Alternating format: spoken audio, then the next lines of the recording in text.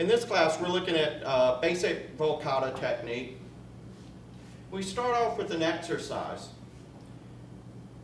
just our hands.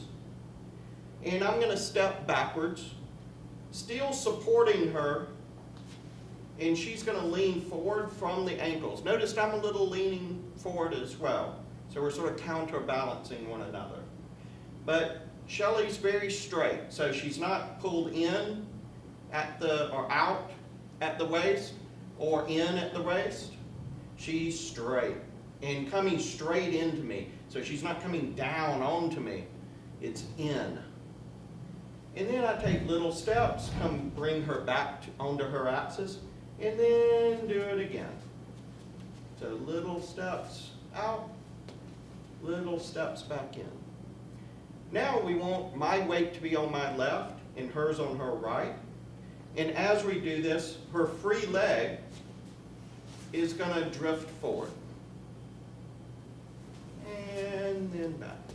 So we're starting to build some trust here. A lot of women feel scared to let that leg float forward, but as we point out, there's no weight on it. It's completely free. And the worst that could possibly happen here, if I were to completely disappear, is she just does that. So there's really nothing to be afraid of with the volcata. Just let that leg float forward, all of the weight's on the back leg, and then back straight forward onto the axis. Now, next step, we're going to let the leg float forward. I'm going to take a little step to my left. Notice what Shelly's leg did. It came with me. So her leg is attached to our body movement. So there, she came with me. Now, if I come back on the axis, she crosses. So we've got a couple of things happening here. One of them is compression. And so now we move to a close embrace and do this exercise again. And now what we should be feeling in the embrace is not so much on this side, not so much on the open side, but here on the closed side. We should be feeling compression in the embrace. So she should be really trusting me and coming in. So it's not going to be here in the shoulder, hanging on me. Again, it's this feeling of coming in. And even though this is where most of the contact is happening, her intention is coming into my center. My center is where my balance is. So if she puts all of her energy here on the outside, then it's going to pull us over. But if she brings that energy in towards my center, then we should be nice and balanced. And very easy to support her right here. Come back up straight, back onto her axis. And again, off, a little to the side, and then forward. So it's a nice exercise to begin looking at volcatas.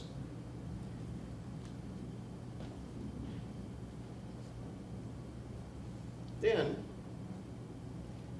we looked at taking this into our dance. And start with a side step. Do a little belay around. So again, right here I'm on my left. I switch to my right and go a little around Shelly. So there I'm moving to my right leg. Now as I shift right back to my left, I'm just going to take it a little farther out at the volcata, pull my feet together, and then step back forward.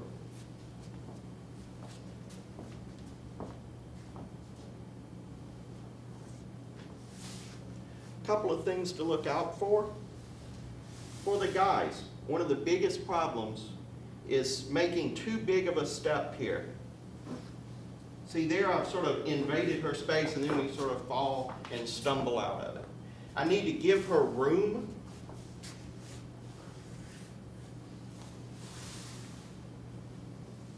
to cross. So see where my foot ends up.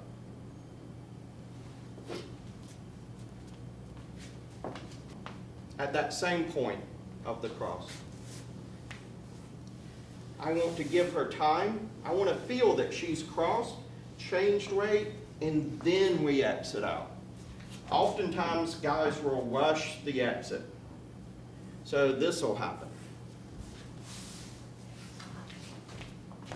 Just rush right on out. No, let that be a moment of a breath, changing rate, and then a smooth exit.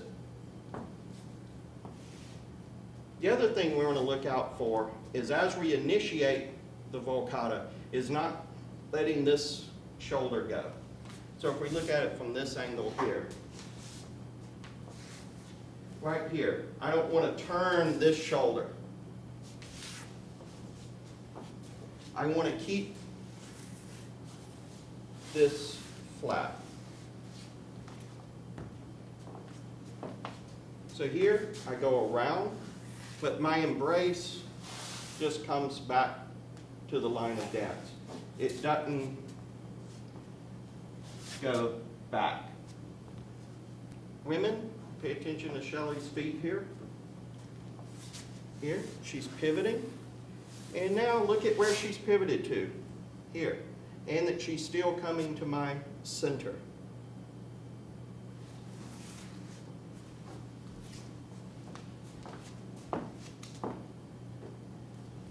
Also, for the women, don't collect too quickly.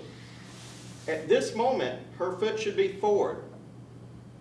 And it comes back at the rate that I'm bringing her back onto her axis. So her foot moves at the same rate as our bodies are moving back forward.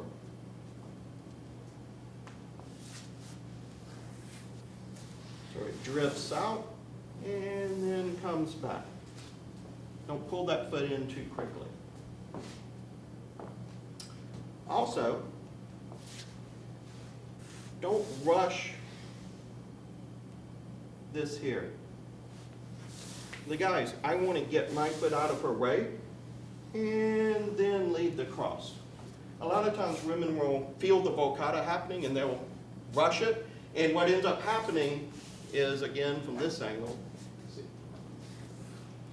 and she ends up wrapping around my leg, even though I was trying to do a volcata.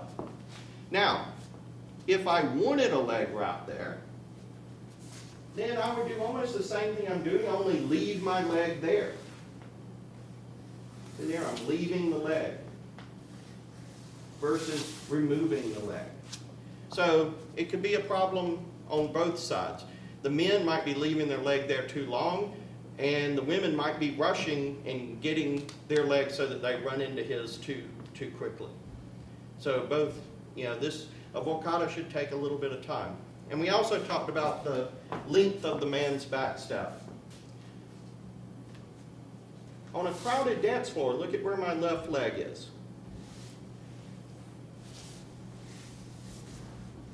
It just barely moved back. I didn't take a big back step. We can do volcatas very small.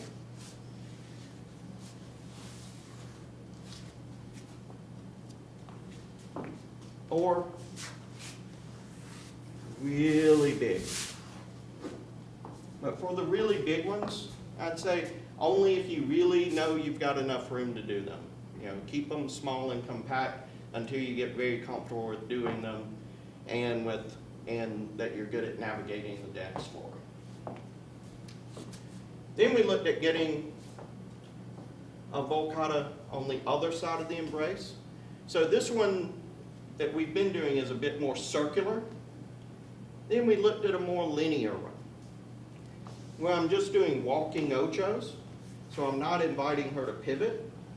And then when I go to the open side, I give a little impulse, freeing up that leg, and then a volcata. So walking ochos, impulse, volcata, exit.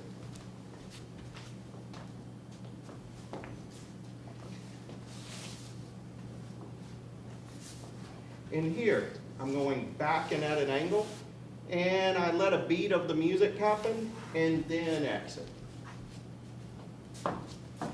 So again, don't rush it. Let this moment here happen.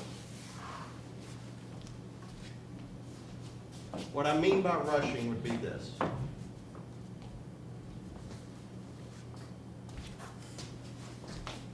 Too fast.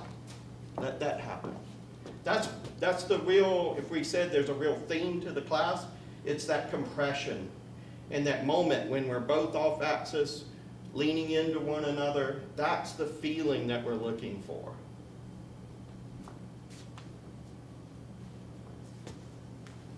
So that's the moment.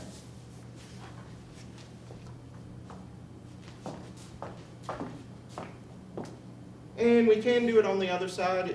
I think it's easier to the open side here, but we can also do it on the other side. I like doing it over there, but it's not quite as natural a movement. One of the most important things here is distinguishing between the pivoting ochos and the walking ochos.